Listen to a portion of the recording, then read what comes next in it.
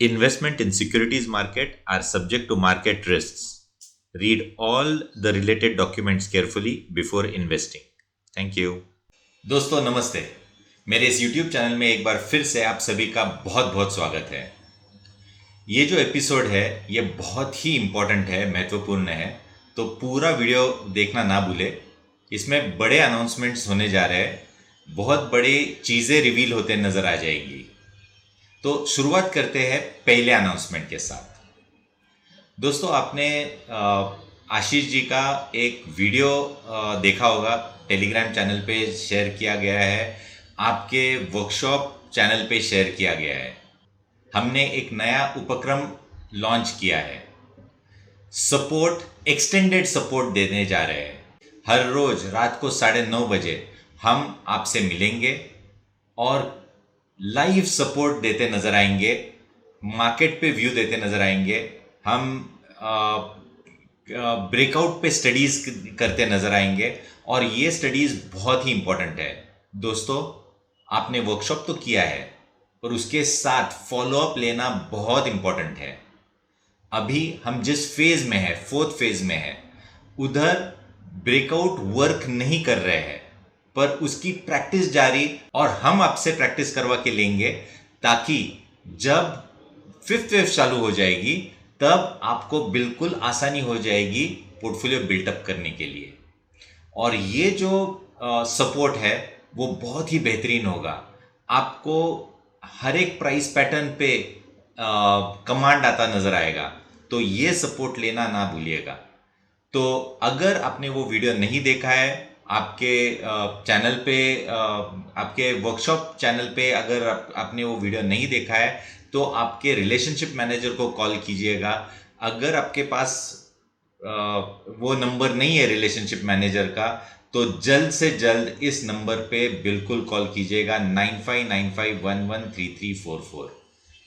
इस नंबर पे कॉल कीजिएगा, आपके रिलेशनशिप मैनेजर आपको कॉल करेंगे और ये सपोर्ट आपको लेना चाहिए। देखिए, एक अंग्रेजी में एक कहावत है, when you sweat in peace you don't bleed in war. आज मार्केट में कुछ ना करने की सलाह मैं कितने हफ्ते महीने से देता नजर आ रहा हूं। जब एक्शन आएगा तब शायद आप वो प्रिसाइज थिंकिंग भूल चुके होंगे। वो भूलना नहीं है, वो प्रैक्टिस करते रहना है, हमसे सपोर्ट लेते रहना है, और जब वो 5th वेव चालू हो जाएगी तब आपको आरओआई बहुत बड़ा देखने को मिलेगा। देखिए, इस खराब फेज में भी जब आपके स्टॉप लॉस ट्रिगर हो गए होंगे तो छोटे छोटे लॉसेस बुक किए होंगे, एग्जिस्टिंग पोर्टफोलियो प्रैक्टिकली नील होता नजर आ गया होगा, पर जो बड़े मूव्स है वो आप कैप्चर करोगे नेक्स्ट अप मूव में, और वो कब आएंगे इसके बारे में भी इस वीडियो में हम बताने जा रहे हैं। तो दोस्तों ये बहुत इंपॉर्टेंट अपडेट था। दूसरा अपडेट थोड़ी देर के बाद दूंगा, अभी चलते हैं हम निफ्टी की ओर। ये देखिए दोस्तों, निफ्टी का डेली चार्ट है। हम लगातार लोअर टॉप लोअर बॉटम करते नजर आ रहे हैं। एक एंड ऑफ डे में शायद एक थोड़ी सी रे ऑफ होप दी थी परसों के दिन, जहां पे एक मॉर्निंग स्टार या जिसको हम आइलैंड रिवर्सल कैंडलस्टिक पैटर्न कहते हैं वो देखने को मिली थी, पर शुक्रवार को वो भी नलीफाई कर दिया। जो पैटर्न बनते नजर आ रहा है वो कोई अच्छा नहीं है, और अगर हम वीकली चार्ट देखते हैं तो और भी चार्ट खराब होता नजर आ रहा है, क्योंकि ये बड़ा जो कंसोलिडेशन था इस ट्रेंड लाइन को हमने तोड़ दिया है। उसके साथ साथ अगर हम देखते हैं तो इतनी बड़ी कंसोलिडेशन जो थी, जो कि सितंबर 2024 से चल रही थी, उसको भी हमने लोअर टॉप लोअर बॉटम में कन्वर्ट कर दिया। ये बॉटम जो 24,500 450 के आसपास के थे वो तोड़ना नहीं चाहिए था, पर जिस तरीके से हमने ये तोड़ दिया है, इसका मतलब हो गया लॉन्ग टर्म चार्ट्स थोड़े वीक होते नजर आ रहे हैं। अब हमें ये देखना है कि नेक्स्ट सपोर्ट कहां आ रहा है। नेक्स्ट सपोर्ट ये जो राइजिंग ट्रेंड लाइन है, जो कि लॉन्ग टर्म ट्रेंड लाइन है, इसका पहले ये सपोर्ट माना जाएगा। अगर इस लेवल की बात करें तो 23,350 के आसपास है। अगर थोड़ी देर के बाद आ जाएगा तो 23,600 700 के आसपास आ जाएगा, क्योंकि ये राइजिंग ट्रेंड लाइन है तो इसकी वैल्यू चेंज होती नजर आएगी। तो सपोर्ट्स बहुत नीचे है, रेजिस्टेंस काफी नजदीक है। 25,000 का पहला रेजिस्टेंस है, वो ही क्रॉस करना बहुत मुश्किल हो जाएगा। तो मेरा मानना है अभी भी वीकनेस देखने को मिल जाएगा। उसके साथ साथ और एक चीज जो हमें देखनी चाहिए वो है डाउ जोन्स का चार्ट। ये देखिए डाउ जोन्स का चार्ट, इसमें एक ट्रेंड रिवर्सल प्राइस पैटर्न आपको देखने को मिल रही होगी। और ये ट्रेंड रिवर्सल प्राइस पैटर्न, ये फर्स्ट टारगेट्स काफी नजदीक है, पर फर्स्ट टारगेट पे मार्केट रुकेगा ऐसा कोई थियरी नहीं है, तो ये एक्सटेंड भी हो सकती है। और अगर हम इस चार्ट को थोड़ा सा कॉम्प्रेस भी कर लेते हैं तो मुझे लगता है कि अच्छी खासी डाउनसाइड करंट लेवल्स में भी देखने को मिलेगी। इसके दो तीन कारण है। एक तो राइजिंग क्रूड ऑयल प्राइसेस। आपने सोशल मीडिया पे बहुत कुछ देखा होगा, कई लोगों के वीडियोस कि 2008 में हमारे क्रूड प्राइसेस कहाँ थे, हमारे जीडीपी क्या था, और ये सब बहुत सारी चीजें देखी होगी। पर हाल में ये इंपॉर्टेंट है ये समझना कि अगर क्रूड प्राइसेस राइज होते हैं तो हमारी इकोनॉमी के पे इम्पैक्ट होगा, और वो इम्पैक्ट हमें हमारे मार्केट्स पे देखने को मिलेगा, वैसे ही जैसे हमें यूएस मार्केट्स में देखने को मिल रहा है। पर हम तो पहले से ही ज्यादा गिर चुके हैं, यूएस मार्केट्स अभी गिरना शुरू हो गए, तो कंपैरेटिवली हम कम गिरेंगे, वो शायद ज्यादा गिरेंगे, और जब राइज होगा तो हम ज्यादा ऊपर आएंगे, वो कम आएंगे, ऐसा मेरा मानना है चार्ट्स को देखते हुए। तो अभी के लिए मार्केट्स अवॉइड लिस्ट में है, जो कि मैं पिछले 3-4 महीने से बता रहा हूं। ब्रेकआउट के बाद ही देखेंगे, और ब्रेकआउट कब आएगा वो कहना अभी मुश्किल है, पर प्रैक्टिस करना बहुत जरूरी है अभी के लिए। अब हम देखेंगे क्रूड का चार्ट। ये देखिए क्रूड का चार्ट, मैंने क्लियरली ये जो ट्रेंड चैनल मैंने ड्रॉ किया था, आपको याद होगा जून 2025 में मैंने स्पेसिफिकली ये चैनल ड्रॉ किया था, और मैंने ये कहा था जब तक इस चैनल में है क्रूड कुछ नहीं करेगा, लोअर टॉप लोअर बॉटम करता नजर आएगा। और आपको इस चैनल पे ध्यान देना चाहिए, जब ये ब्रेकआउट या ब्रेकडाउन देगा तब एक बड़ा मूव आएगा। हम एक्सपेक्ट कर रहे थे शायद हम इसी चैनल में ट्रेड करते नजर आएंगे, थोड़ा सा वीकनेस के साथ, पर इस करंट वॉर ने इसको अब ब्रेकआउट का पैटर्न दे दिया है। अब हमारे मार्केट्स कब actually higher tops higher bottoms बनाना शुरू करेंगे, इसका पूरा का पूरा संकेत हमें क्रूड पे देखने को मिलेगा। तो आपकी नजर क्रूड पे ही होनी चाहिए।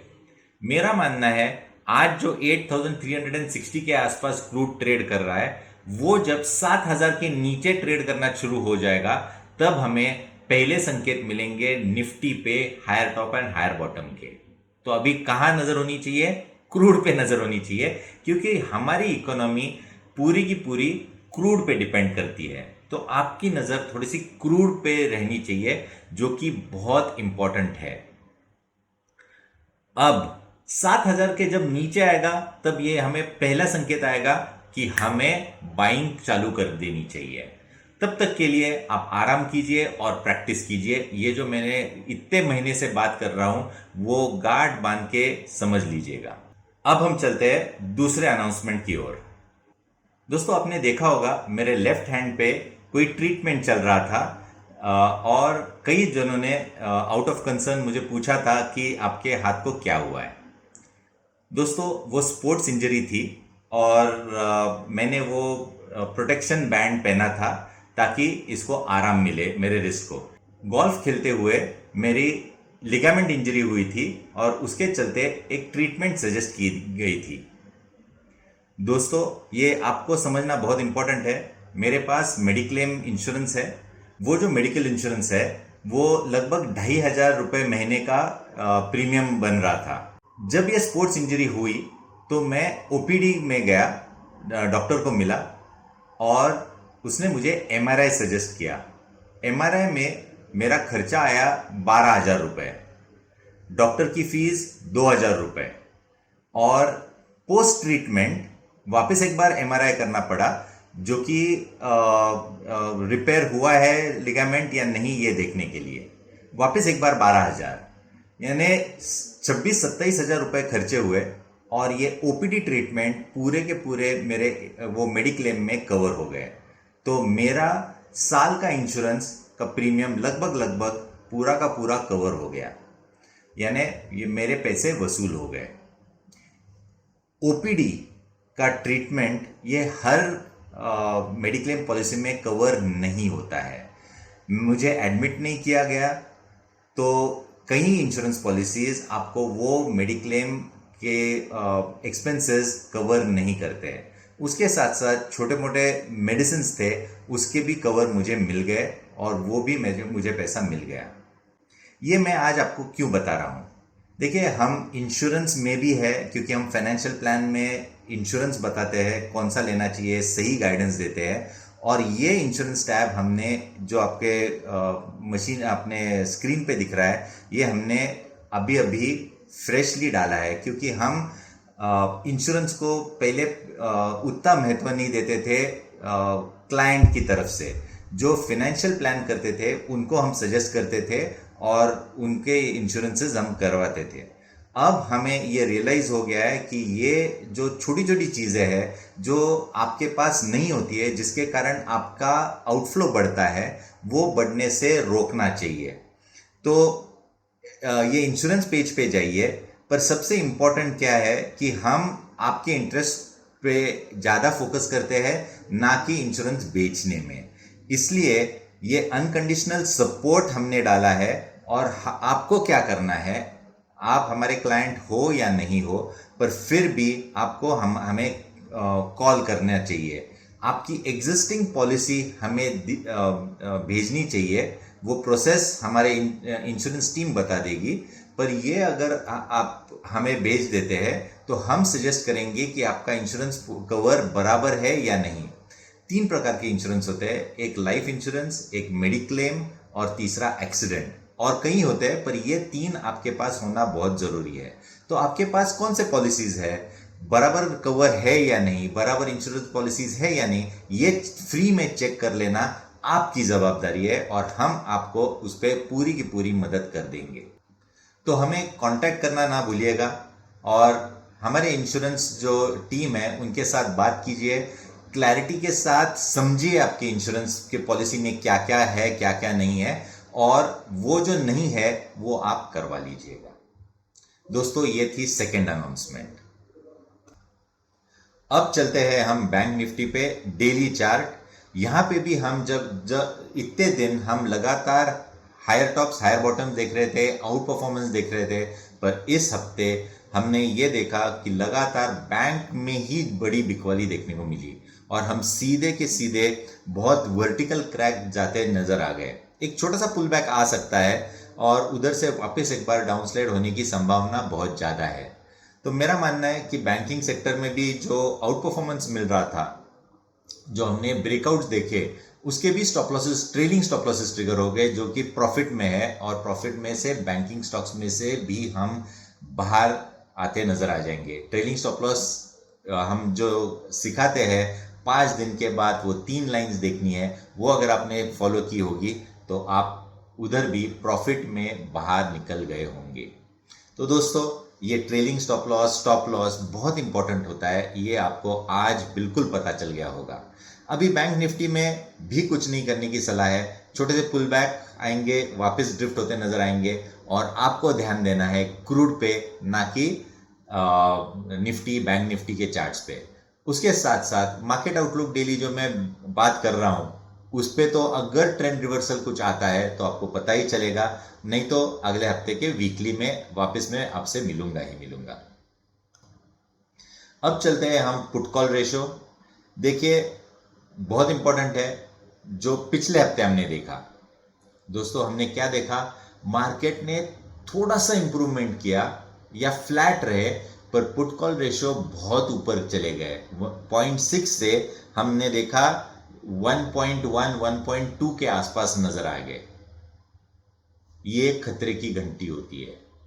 और यही समझना बहुत इंपॉर्टेंट है। इसलिए जो 15 तारीख को हमारा ऑप्शंस वर्कशॉप है, जहाँ पे हम बहुत कुछ नया सिखाने वाले हैं जो कोई नहीं सिखाता, कि कौन से तारीख में कौन सी स्ट्रेटेजी करनी चाहिए, ये सीखना भी आपके लिए बहुत अनिवार्य है। तो मेरा मानना है कि पीसीआर जो है, पुट कॉल रेशो जो है, उसको किस तरीके से प्लान करना चाहिए। अभी वापस एक बार अगर हम लोअर टॉप लोअर बॉटम करते रहे और ये 1.2 1.3 के आसपास जाता है, तो उधर आप शॉर्ट पोजीशंस ले सकते हैं, और ड्रिफ्ट कैसा वर्टिकल आता है तो बड़े बड़े प्रॉफिट्स आप रजिस्टर कर सकते हैं। दोस्तों, तो सारांश में कुछ ना करने की सलाह। दूसरा, क्रूड पे ध्यान देना है, क्रूड प्राइसेस पे एक लेवल बताया, उसके नीचे हमें संकेत मिलेंगे वापस तेजी करने के। तीसरी चीज, इंश्योरेंस पॉलिसीज आप खुद के देखिए क्या है क्या नहीं, और उसके साथ हमारे इंश्योरेंस टीम से बात कीजिएगा कि आपके वो पॉलिसीज में वो बातें है या नहीं है। और चौथी और सबसे इंपॉर्टेंट बात, अनकंडीशनल सपोर्ट सोमवार से रात को 9:30 बजे। दोस्तों, रिलेशनशिप मैनेजर को कांटेक्ट कीजिए, नहीं तो हमारे helpline number, investor helpline number, वापस एक बार बोल रहा हूं, इस नंबर पे कांटेक्ट कीजिए और आप उस अनकंडीशनल सपोर्ट के लिए रजिस्टर कीजिए। दोस्तों, इस हफ्ते के लिए इतना ही। अगले हफ्ते वापस एक बार मिलेंगे, तब तक के लिए आज्ञा दीजिए। नमस्ते।